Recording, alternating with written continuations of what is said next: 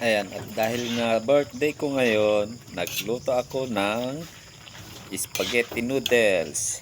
Ayan, at medyo paluto na yan, noodles na yan. Ayun, na ano ko na lang Spaghetti. siya. Bale, nahalo-halo ko pa ng konti. Tapos, habang nagluto ako, nagpakulo naman ako ng chicken breast ng manok. May kasamang atay yan. At yan, tinitignan ko nga kung okay na siya o hindi pa. At napansin ko, meron pa siyang sariwang laman sa loob. Bumili Kaya ka ng binalik mantika. ko ulit. Kulang yung mantika. Hinayaan ko na lang muna siya. Tapos, nagluto naman ako nagisa ako dyan ng giniling na baboy. Tapos, may kasama na rin hotdog. Yan, halo-halo ko lang siya. At tapos, naglagay na rin ako ng noodles. Nilagyan ko na rin ng spaghetti sauce. Kako sana. Ay, tayo dyan. Yan, at nilagyan ko na rin yan ng paminta. Ayun. Inalo-halo ko pa ng konti. Tapos nilagyan ko na rin siya ng grated cheese. Ayan. Isinama ko na siya dyan. Bukod pa yung ilalagay sa spaghetti mamaya na grated cheese din. Tapos, ayan, hinalo-halo ko lang yan.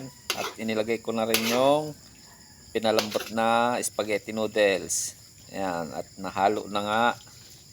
Kaya okay na yan. Super Q. Bihon. Tapos, ayan. Sinunod ko naman ang Super iluto Q. ang Baka naman. Komeya.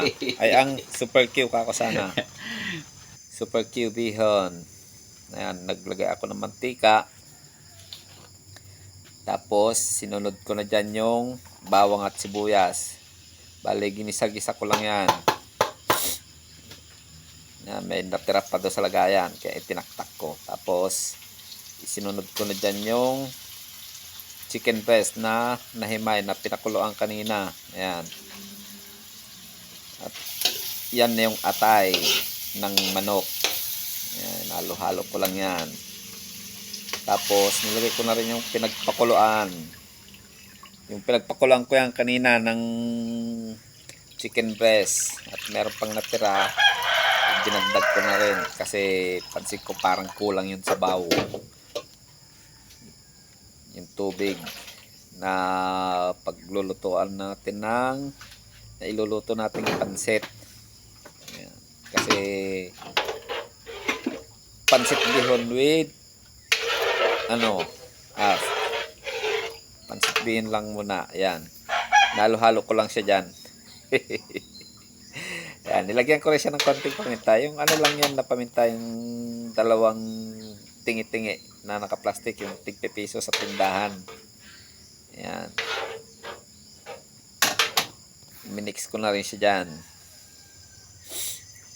At, ayan, lagyan ko na rin siya ng toyo. Silver Swan ang ginamit ko dyan.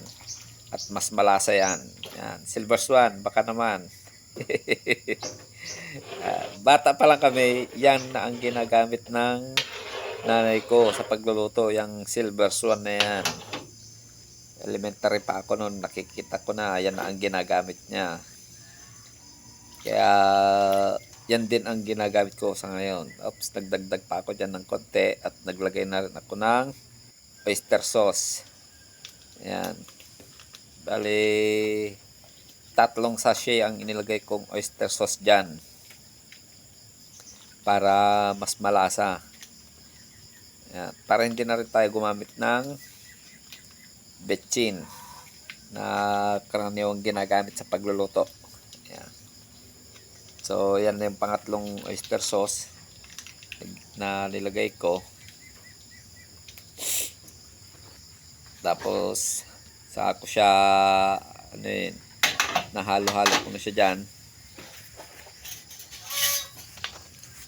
At meron akong dyan, yan, yung Knorr liquid seasoning.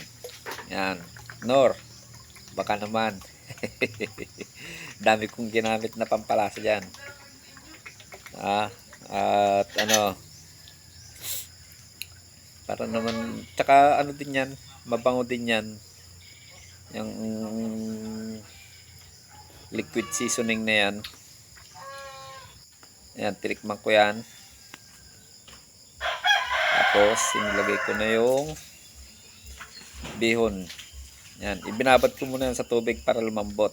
Para madali na lang siyang lutuin. Yan, nilagay ko na siya.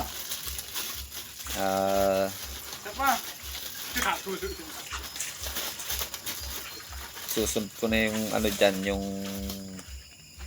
pansit bato. Na pansit. Yan o. Ayan o, Bicol's Best. Pansit bato. Otoy Pansit Factory. Yun. Naman. Baka naman. Ayan. Ayan na yung sinasabi ko kanina na pansit bato. Yan ang specialty rito sa Bicol. Yung pansit bato na yan.